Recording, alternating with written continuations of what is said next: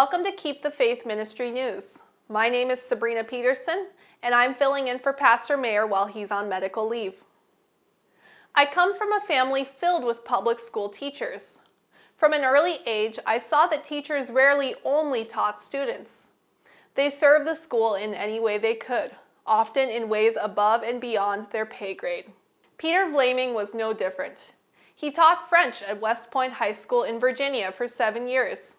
Like other educators, he did more than teach. He coached sports, he sponsored clubs, he even drove a school bus. Students liked Peter, and he received only positive performance feedback from his superiors. Even so, Peter's exemplary record of service wasn't enough to save him when he refused to compromise his conscience.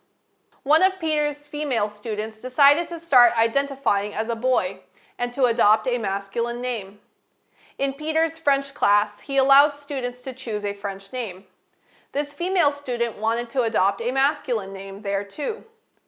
To keep from singling out the student, Peter let the entire French class choose a new French name. The student also asked to be referred to by masculine pronouns. But Peter couldn't do that in good conscience. As a language teacher, I think pronouns mean something. We are born male or female. Whatever we feel, however strongly we feel it, does not change our objectively identifiable gender, Peter says. To pretend otherwise, even in something like the pronouns we use, is to live or indulge a lie. That goes against my training as a teacher and my deepest beliefs as a Christian. Peter did everything he could to accommodate the student. He tried to respect his conscience by not using pronouns when referring to the student, while also using the student's preferred name. In the meantime, Peter notified his school administration of the situation and how he was handling it.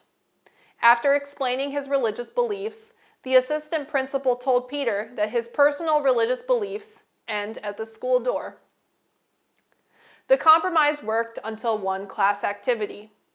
Wearing a pair of virtual reality goggles, the student was heading toward a collision with the wall.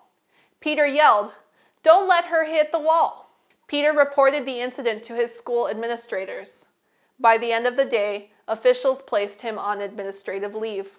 They eventually gave Peter an ultimatum: use male pronouns for the female student or lose your job. Peter received directives from the superintendent of the school board, including to treat the female student the same as other male students, including using male pronouns.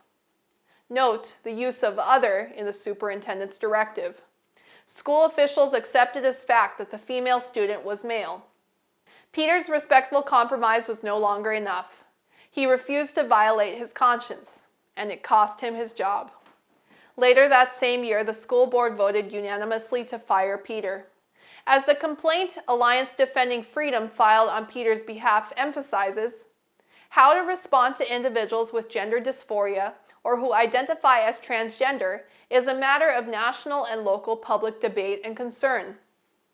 Compelling Mr. Vlaming to express that a female is a male by using male pronouns forces him to express a message on the matter of public concern and debate.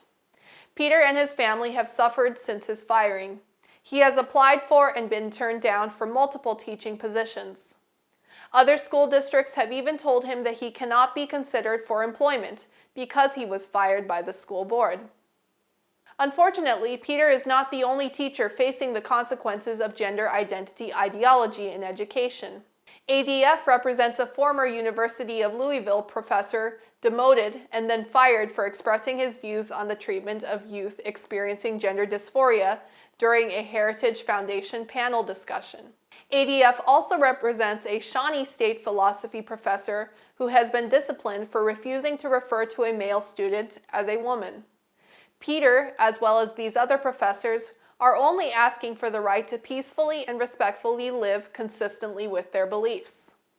I'm only asking for the freedom to honor my personal religious beliefs and to be excused from communicating a message I don't believe, Peter says. The government cannot compel Peter and others like him to take sides in this debate or to say things they do not believe. A tolerant society wouldn't try to force him to do so.